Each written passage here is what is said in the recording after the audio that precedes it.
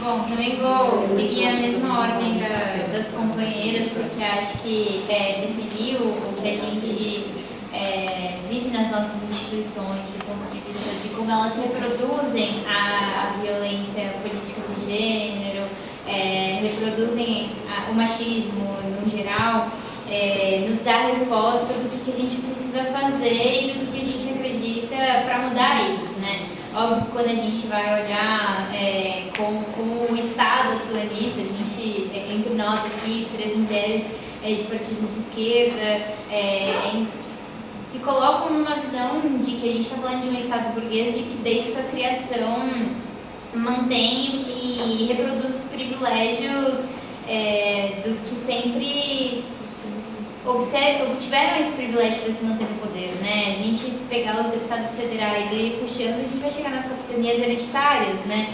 Aqui no estado de São Paulo não é diferente. Se você pegar as cidades do ABC, a gente fala hoje, né? A gente estava conversando antes do debate como funciona essa política hereditária, mas é muito isso. Se você for puxando, quem ocupa a política hoje são aqueles que sempre criaram esse status do poder no Brasil, né? E aí, quando fizeram essa pergunta, eu pensei, inclusive, em retrucar com outra pergunta, né? Que é como é que os movimentos sociais disputam a atuação do Estado de maneira não invisível. E também, como é que os mandatos podem se organizar para isso, para que os movimentos sociais atuem para disputar a superestrutura, né? Para disputar a estrutura, para a gente pensar como é que a influência dos movimentos sociais, se a gente for pegar o que foi a aprovação do piso da enfermagem, se a gente não tivesse tido a ampla pressão dos profissionais da enfermagem lá em Brasília para que fosse aprovado, né? Aqui no ABC, o que seriam das nossas casas-abrigos se não fosse a pressão do movimento da frente para que elas tivessem a sua manutenção, para que elas se mantivessem vivas, existindo. Então, como é que os movimentos sociais também pressionam, sabendo que é um Estado que sempre vai atuar pela manutenção do privilégio, que a gente sempre vai ser minoria nesses espaços, em que a gente muitas vezes vai ser boicotadas nesses espaços, mas que a gente precisa dos movimentos sociais para não ser sozinha nesses espaços, né? Que a gente precisa de mobilizações, de pressão nas ruas, dentro dos parlamentos, né?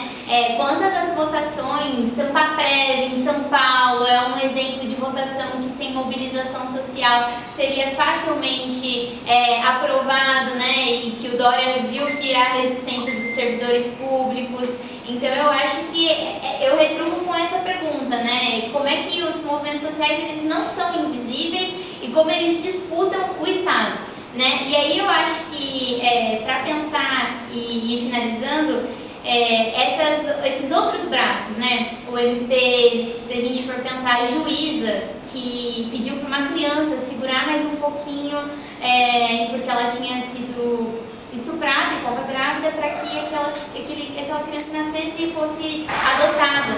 Então, justamente, quando a gente fala de maneira sistêmica em acabar com o machismo, porque a gente precisa se ocupar desses espaços com mulheres que lutam pelas mulheres e não mais com mulheres que reproduzem, né, a lógica de agressão às mulheres. Porque a gente quer estar nesses espaços para pensar políticas feitas pelas nossas próprias mãos e para nós, porque quem melhor do que as próprias mulheres para saberem o que é necessário para o combate à violência de gênero, né? Mas a gente também sabe que existe uma relação sistêmica com o machismo na nossa sociedade.